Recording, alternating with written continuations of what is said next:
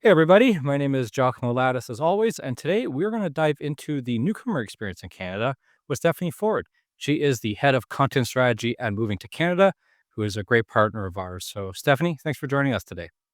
Yeah, thanks for having me. You're very welcome. I think we're just going to dive right into it and talk a little bit about the Moving to Canada story. So, how did Moving to Canada come to be and start, and what really inspired it? Yeah, so moving to Canada started as a Facebook community back in 2011. Since then, it's grown into the huge hub of resources that we have today. We share free tools, templates, and information that has helped millions of people with their move to Canada. We share information covering everything from immigration and finances to jobs, and I think importantly for your audience, accommodation. I started with moving to Canada in January 2024, so the start of last year. And I guess my job is to figure out what our audience needs to know and then create content that answers those burning questions and that keeps them informed about the ever growing list of changes that might impact them. And as for what inspired moving to Canada, the company was founded by my boss, Rory Spillane. He saw that immigration and settlement information was often gatekept. I think this is sort of a common theme among legal resources, but he felt it was really important to break down those barriers and make that high quality, independent information available to everyone. So that was where we started. So, started as a Facebook group. Yeah. Well, that's interesting. Like, curious how the community's evolved over time, but I think that answers it, right? It started on Facebook, and now look where it's been. But how have you seen it evolve over the short amount of time that you've been here? Well, I was aware of moving to Canada because I am also an immigrant. So Swing. Uh, they are a like dominant force whenever it comes to immigration resources. A bunch of my friends who all went through the process with me um, knew them. I think one of my friends fangirled a little bit when she realized I was uh, now working for Rory Spillane because he's just, yeah, like omnipresent when it comes to immigration. So yeah, initially it was a Facebook community really geared towards IEC, it's International Experience Canada, which is often called the Working Holiday Program. But yeah, it's now transitioned to, as I said, we have a like a huge group of resources. There's a website, we have a email community with hundreds of thousands of readers. The website gets millions of views each year, and then obviously we have active social media presence channels as well. No, that's awesome. It's hard not to find you guys if you need them, right? It's just the presence is awesome. It's huge, and it's kind of big helping hand. So what what makes it different then? What makes it different than other housing resources or other immigration services that people maybe use who haven't heard of you? Nice little pitch here. What you guys are a little bit different. Yeah, so it was really important for the early team members to sort of disrupt the status quo, which was a paper play when it came to immigration information. So our business model relies on connecting our community with quality products and services that they need throughout the whole journey to support their success in Canada, as opposed to selling like one particular product to them, like say immigration consultations, which is where you see a lot of the other immigration information coming out. We're really designed to support newcomers throughout the entire immigration and settlement journey at no cost to them.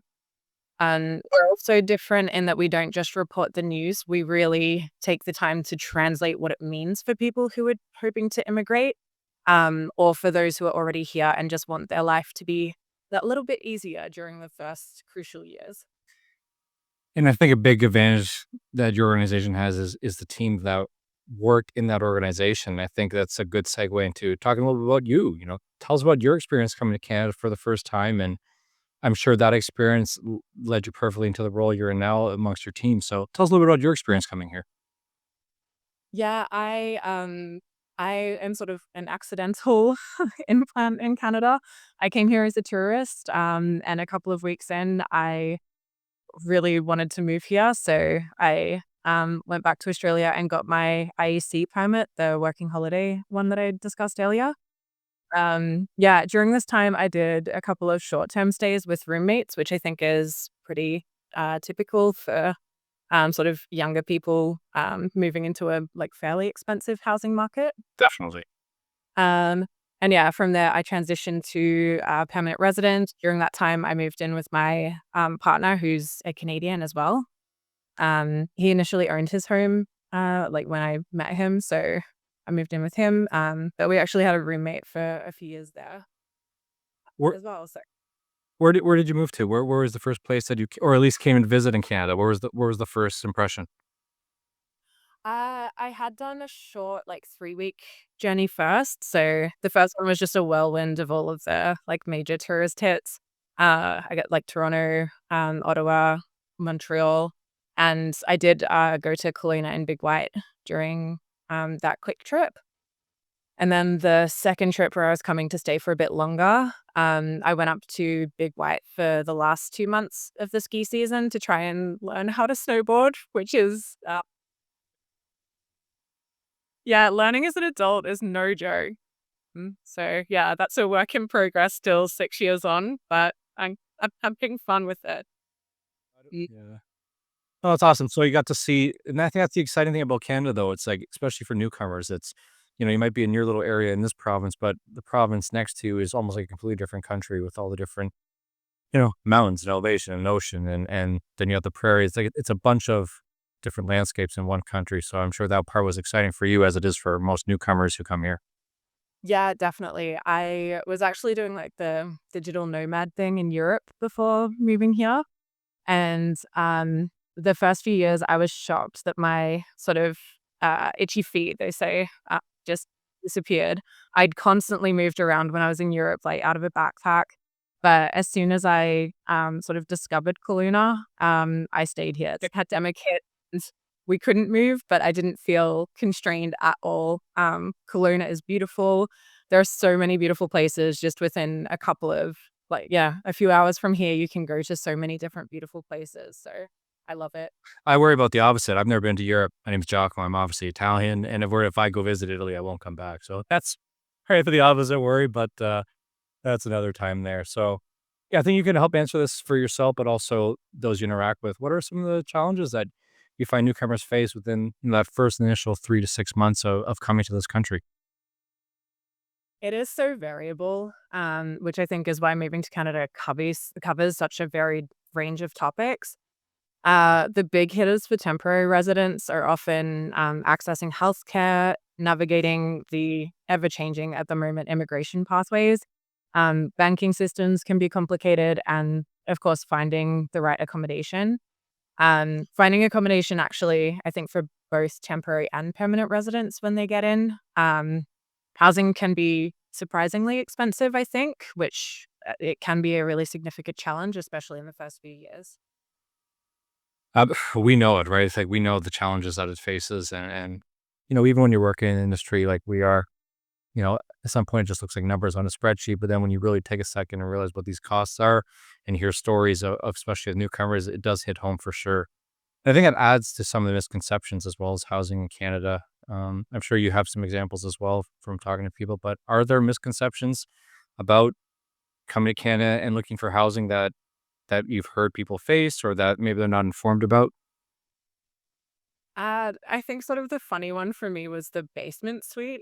That's not of accommodation that I was familiar with at all. So I immediately imagined just like dark, grimy, like really small houses, which is not always the case. There are I've seen some lovely basement suites since I've been here. So if you're coming in, do not write off basement suites. They can be absolutely incredible and a more affordable option a lot of the time. But I do think one of the more serious misconceptions that I see, especially at moving to Canada, is that the rental housing is the same across Canada. I think it's really important for people to understand that from province to province, the rules do change when it comes to rentals. So I think that can take people by surprise and it can sort of put them on the back foot if they're moving to a different province or coming from a different country. The rules are pretty strict and they might not be what you expect. That's interesting, and I'm kinda curious on the flip side there about notion of renting in general. Like, I feel like Canada has, like, a better term, a stigma of renting where it's almost like a lesser form of living than housing. Is it like that in other places that you've traveled to? Is it like that, where you're from? Would you find that in other areas of traveling through the globe, really? Because I feel like in other parts of of the world, really, especially what I've heard in Europe, is renting is really normal. It's not like a stigmatized thing, but I feel like it's a little bit still in Canada, I find, and I'm not sure why, especially because, as you mentioned, like, basement apartments are a lot of them are really nice. Like, it's not like a different way of living, it just maybe doesn't fit your lifestyle, right? But I do think there is a little bit of a stigma at times of renting in Canada in general.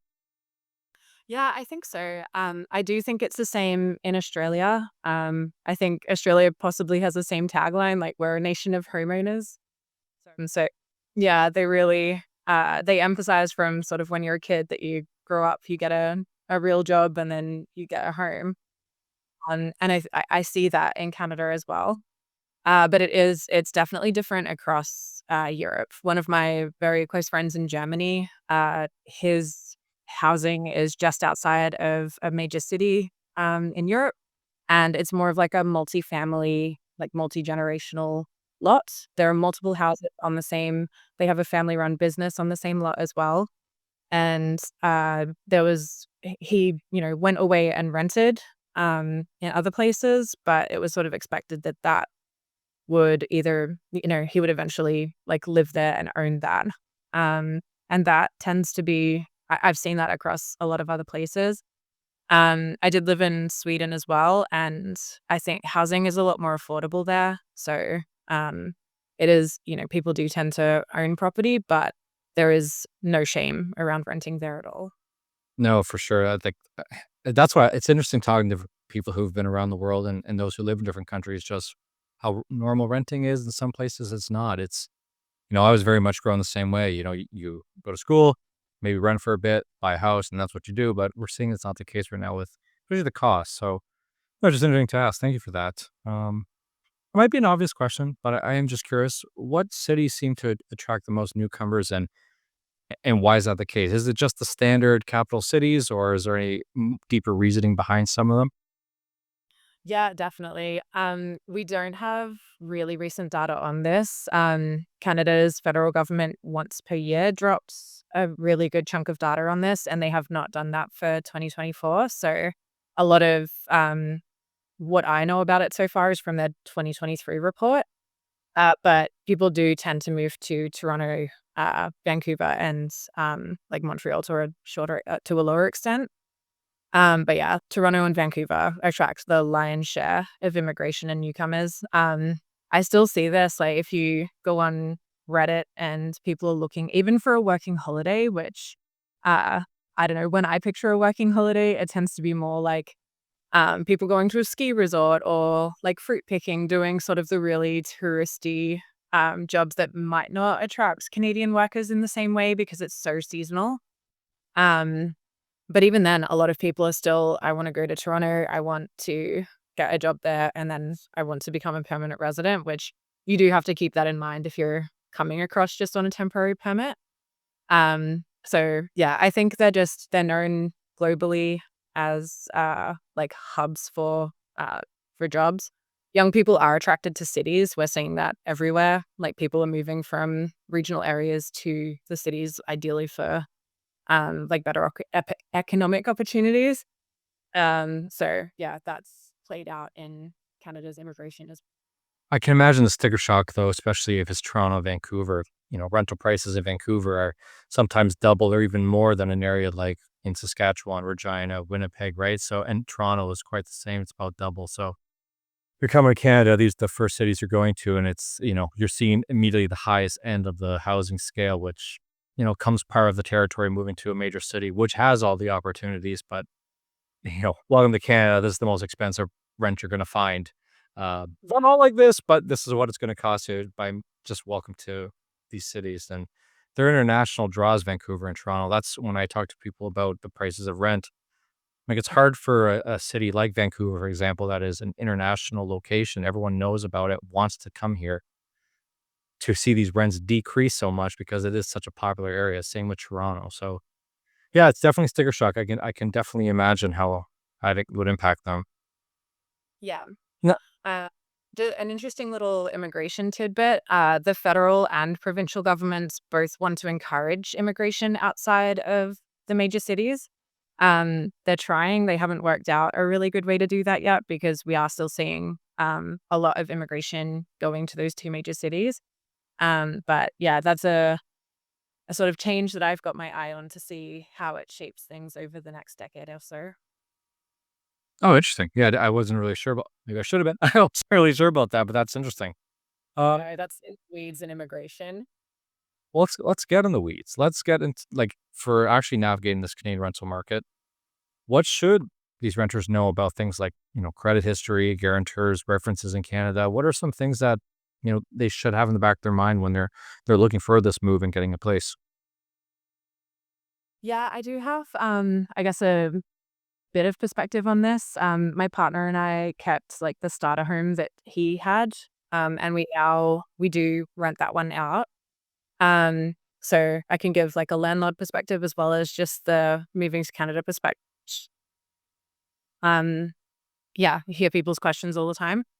But in term like, the landlord perspective is it's going to vary from landlord to landlord. I'm personally not super concerned about a high or low credit score. I know that mine was garbage when I first came to Canada, and now it's good, so it doesn't mean a lot to me if somebody who is, like, young or somebody who is a newcomer to Canada has, like, not a great credit score. But there might be some landlords out there where that's they live or die by that. They might just not be willing to rent. They might have had a bad experience. But yeah, I know that there are some that are fairly harsh and fairly strict on that. But in any event, it is never going to hurt your application to have a better credit score and to be working on building it. A few quick tips is just like don't have your credit cards maxed out. That would probably be a bigger flag for me than having just a low credit score due to like not much time in Canada. And missed payments on your credit report are going to hurt your chances a little bit. So do what you can to not miss payments in your early years. If you do miss them, we have had people apply before with missed payments, and I think the trend is to just include a like letter of explanation at what happened, why it's not going to happen again. Just give you anything that could help, right? That makes sense. Yeah, I think it's a really good idea if you're applying for a house, just to bear in mind that your landlord wants two things. They want someone who they can trust to treat their property with care and respect and to pay rent on time. So if you have like anything in your personal history that shows that you're good for those two things, I think like get creative and include it. It can help your application stand out. I love that. That's so simple. Like it seems so simple, like when you say it like that, right? It's true. I don't know what else most landlords care about than that. So, no, that's great advice. And when a renter is arriving in Canada, what are some key documents that they should have ready? That's quick little checklist of things to definitely make sure they have. Yeah, I think if you're coming from another country and hoping to rent pretty quickly, having like your out of country landlord write out a reference can be really helpful. If it's not in English, get it translated to English or French if you're moving to a more predominantly French speaking area. It can be a big hurdle for landlords to have out of country references, and that you just have a phone number and a name that like you potentially can't pronounce well. Um, and yeah, landlords, assume that they're busy and that they want the application process to just be easy. So if you have like your out of country reference versus someone else with an in country reference, that's a hurdle. So whatever references you can get from out of country, just make it written down, easy to contact them.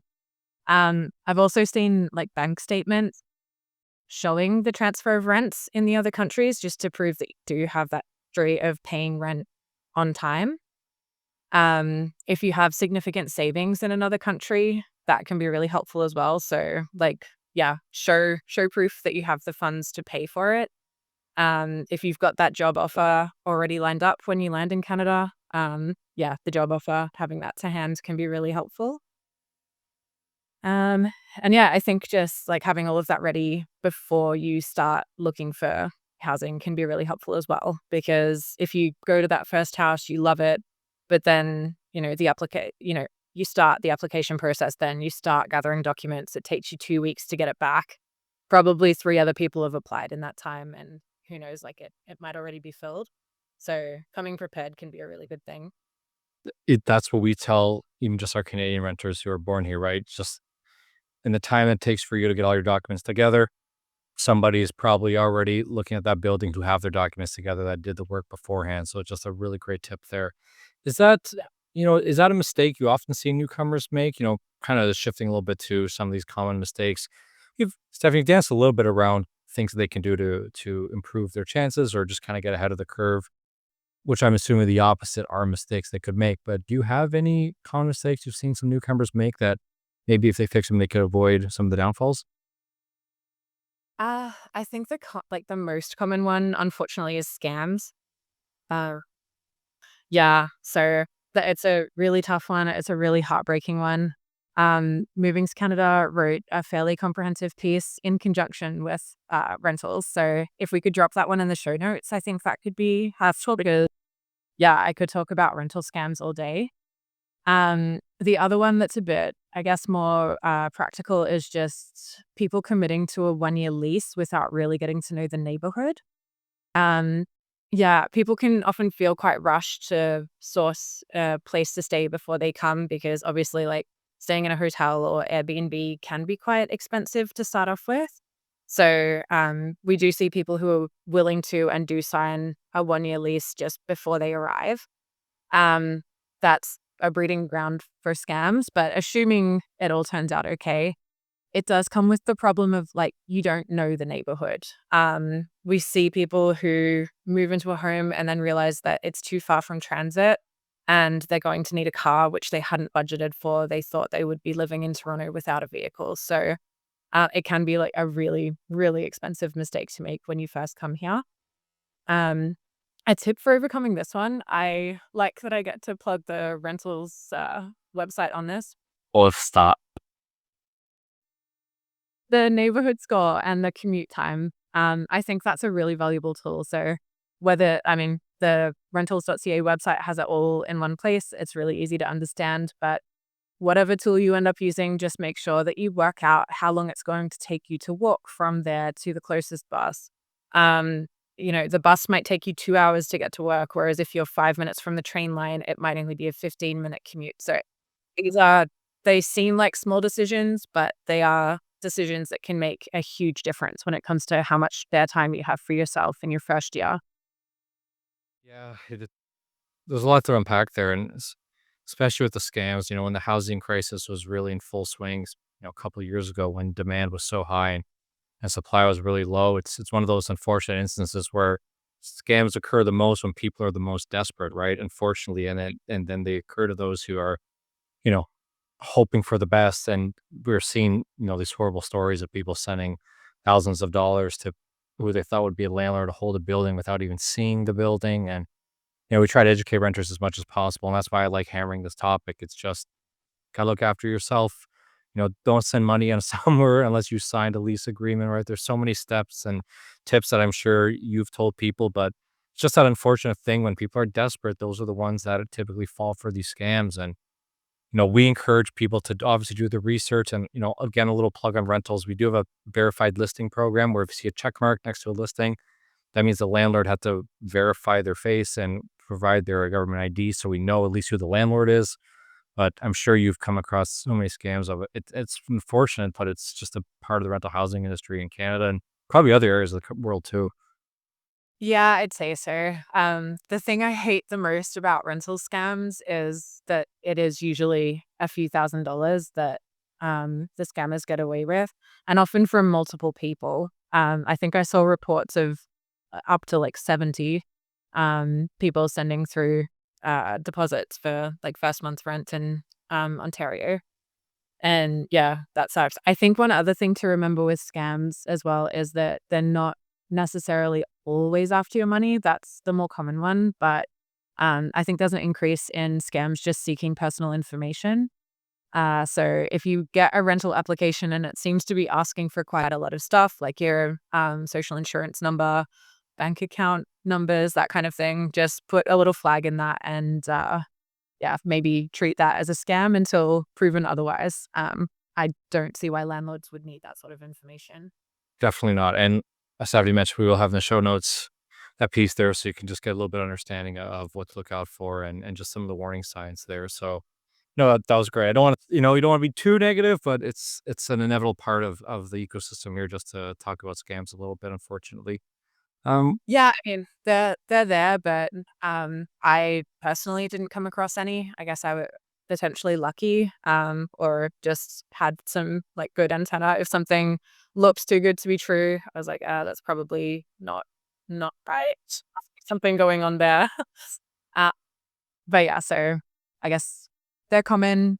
I personally didn't experience one, so it's not like everyone here is out to scam you. But it is just something to have in the back of your mind at all times when you're looking at housing. no, absolutely. And I was going to segue to some steps so that people can take before arriving to Canada to improve their chances of finding a proper suitable dwelling, whether it's a house, rental, basement apartment. Touched on a little bit there, but any steps that maybe they should take in order, first, second, third, fourth, in order to help improve their chances? I'm a really big fan of temporary accommodation, or something quite short term before transitioning to a longer term. Um, for one, something temporary does give you the chance to sort of show that in Canada, you can make those monthly payments. You can do your bank statement from Canada in a format that a landlord is familiar with. So, yeah, I know it's not always the most popular route or the most affordable, but if you can just consider it an investment in, not getting scammed and making sure you find the right fit as opposed to the only one you can find from abroad, that might make it just a little bit more palatable to pay those, the extra fees that come with short-term rentals. But if you really do want to get an apartment, from abroad, and yeah, I'm not gonna lie, it's tricky. Housing is competitive, so you'll probably be, um, going up against local applicants who are able to show a history of renting in Canada. Yeah, I think again, like, if you're going down that route, you're potentially getting primed for paying, above market rents just for the hassle the landlord goes through. But yeah, just the same as I said before, if you get your out of country landlord's references in English or French, depending on what the primary spoken languages are sort of the region you're in, your landlord might even say if they prefer applications in English or French, or you can ask. Absolutely. So yeah, get that financial proof, anything you can show to show that you're like ready, willing, and able to pay rent and treat the property with care when you're in Canada. No, that's great. And the temporary is a great thought, and then something that I'm assuming you benefited a lot from just those short bursts in different areas, just to kind of understand and not to harp too much about your credit history, but do you have any tips for building credit to kind of enhance your rental profile? Because I think you mentioned you might be the perfect person to talk about. You said your credit wasn't where you wanted to be when you came to Canada. Um, any tips to help build that up if people are having the same issue? Well, everyone starts with a like 0 when they come here. So even though I had a really good credit score in Australia, that doesn't the thing for a lot of the time. So the major credit bureaus here that I can't tell Equifax like, look, my score's great in Australia. Can I please have a good credit score here? So strange. Yeah. So starting from like a very low score. Uh, I think it's even tricky to get credit initially. You can't just apply for a credit card. You have to show some history of payments before you can do things. So it takes a while to build momentum. I started just with phone plans. I think I like a utilities account, that kind of thing, and slowly built up from there. Once I got my credit card here, that really built quite a lot of momentum. Um, and then I think I was quite fortunate in that I met my Canadian partner, and that did allow me a lot of advantages. I went on one of his credit cards as just an authorized user, so I think that accelerated things quite a lot. And I eventually put sort of a down a deposit on his property to buy into it. So, when I put the money in, we refinanced and my name went on the mortgage, then I had the mortgage payment. So, Gotcha. yeah, I don't know if I can give the tip to find a Canadian partner. That's the next episode. We'll do a match game or something. Yeah. So I had a lot of advantages in my sort of building journey. You know what though? It's a marathon, not a sprint, right? It's not something that you're gonna expect just to accomplish all this in your first couple of weeks there, right? I think it's the mindset of this is gonna be some time. It's gonna be a journey to kind of get to where I need to be. And I think a lot of it is just mindset of that. And I think you would agree with that as well. Oh yeah, 8 years. It's probably only been the last year and a half, 2 years where my score's really been where I wanted it to be. I don't think it moved very quickly the first 2 years. Yeah. I find mine's not even moving quickly enough. No. Another for scam, if someone tells you they can move your credit score very quickly, be cautious. That's a scam. All right, so moving to Canada. What's next? Let's look ahead a little bit. What's next for your right organization, and think most importantly, how does somebody find you guys? Um, sorry, I just need to find this one. Uh, as for what's next, we have recently changed email platforms just to make our content a little bit more accessible. So we're creating some really exciting new email journeys. We've got some new tools in the works, which I'm excited about, and we're starting a focus on downloadable guides just to make the information that we have on the site a little bit more like siloed. You can get one question really comprehensively answered in one place. I think, yeah, one potential weakness of the site is just that it is gigantic and finding the information you need isn't always easy. So we've got a couple of really exciting things in place to make that information a lot more accessible and a lot easier to find. As for where you can find us, we're at moving2Canada.com online. If you hit register anywhere, even just on the homepage, you can put your email address in and it will ask you to submit like a short form. It'll say like what pathway you're interested in. And if you complete that, then we can really give you information tailored for where you're at. If you say you're coming through IEC, we'll send you through IEC related resources. If you tell us you're coming through Express Entry, you'll start getting an update anytime there's a draw. So you don't have to hit refresh on the Express Entry page like a madman anytime it's a draw week. So yeah, they're really tailored and really timely, which I love. We're also at Moving to Canada on most social platforms. We love it, and we're gonna do our part to promote and share all this as well in the show notes. Once again, Stephanie, head of content strategy at Moving to Canada. Really appreciate your time. I'm sure we're gonna chat again moving forward. We hope this is a really good combination of two organizations who are trying to move the needle in the right way for newcomers coming to this country. So thank you for your time, and we're really, really excited for what's to come for you guys because Moving to Canada is an exceptional organization doing a lot of good. So thanks so much for your time. Yeah, no worries. Thank you. Alrighty, we'll chat again.